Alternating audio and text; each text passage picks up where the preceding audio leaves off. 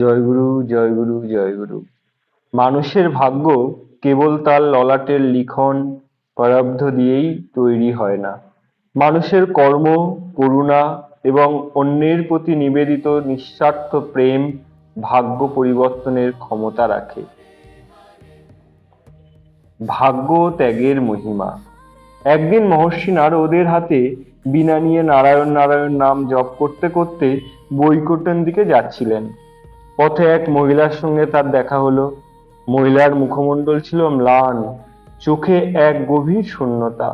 তিনি করুণ স্বরে আর্তনাদ করে উঠলেন, হে মুনিবর, আজ পর্যন্ত আমার কোলে কোনো সন্তান খেলেনি। আপনি তো স্বয়ং ভগবানকে দেখা পান, দয়া করে তাকে একটু জিজ্ঞাসা করবেন আমার কোল কবে ভরবে। নারদজি করুণার সাথে মহিলার দিকে তাকিয়ে বলেছেন, ঠিক আছে মাতা, আমি অবশ্যই জিজ্ঞাসা করব। এই বলে তিনি এগিয়ে গেলেন। বৈকুণ্ঠ ধামে ভগবান হাসি মুখে নারদকে স্বাগত জানালেন। এসো নারদ, সব কুশল তো? নারদ বললেন, প্রভু, পথে এক মহিলার সাথে দেখা হলো। তিনি বড়ই ব্যাকুল হয়ে জানতে চাইছেন তার সন্তান কবে হবে। ভগবান মুখ গম্ভীর হয়ে গেল। তিনি বললেন, নারদ, ওই মহিলার ভাগ্যে কোনো সন্তান যোগ নেই, তাকে গিয়ে এই কথাই বলে দিও। ফিরে আসার সময় নারদজি দেখলেন সেই মহিলা দূর থেকে দৌড়ে আসছে, তার চোখে আশার আলো। তিনি জিজ্ঞাসা করলেন, প্রভু, কি বললেন?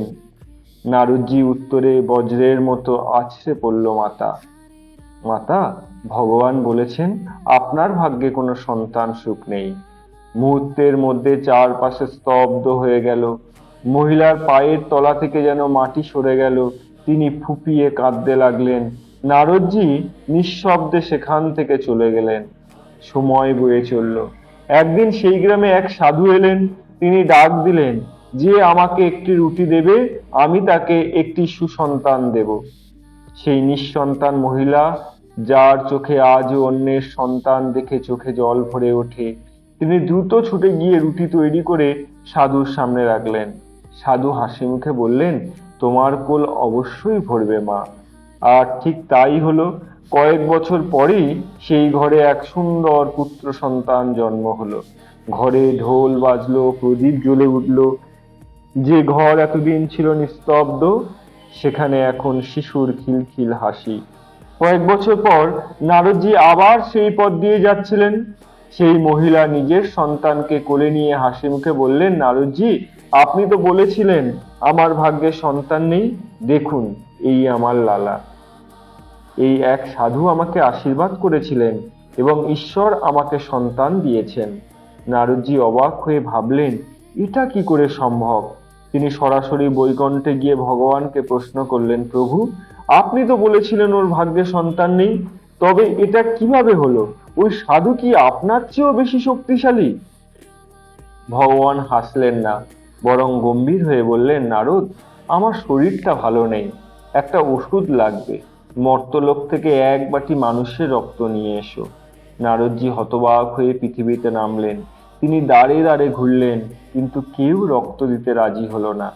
বরং লোকে উপহাস করে বললেন, ভগবান অসুস্থ, যাও যাও পাগল কোথাকার। নারদ ক্লান্ত হয়ে এক জঙ্গলে পৌঁছালেন।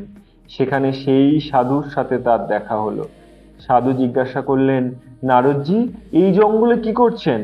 নারদ অসহায় স্বরে বললেন, প্রভু, এক বাটি মানুষের রক্ত চেয়েছেন। সাধু সেই মুহূর্তে ইতস্তত করলেন না। তিনি বললেন, ছুরি দিন। কোনো কথা না বলে তিনি নিজের শরীর থেকে রক্ত বের করে বাটি ভরে দিলেন। নারদ স্তব্ধ হয়ে গেলেন। সেই রক্ত নিয়ে তিনি বৈকুণ্ঠে পৌঁছালেন। ভগবানকে বাটিটা হাতে দিয়ে বললেন, নারদ, একটা প্রশ্ন, তোমার উত্তর তুমি পেয়ে গিয়েছো। ভগবান বাটিটি হাতে নিয়ে বললেন, নারদ, এটাই তোমার প্রশ্নের উত্তর। যে সাধু আমার জন্য নিজের প্রাণের রক্ত দিতে এক মুহূর্ত ভাবেনি, তার ইচ্ছায় কি আমি কাউকে সন্তান দিতে পারি না? আর তুমি, তোমার শরীরে রক্ত ছিল, কিন্তু তুমি এক ফোঁটাও দিলে না।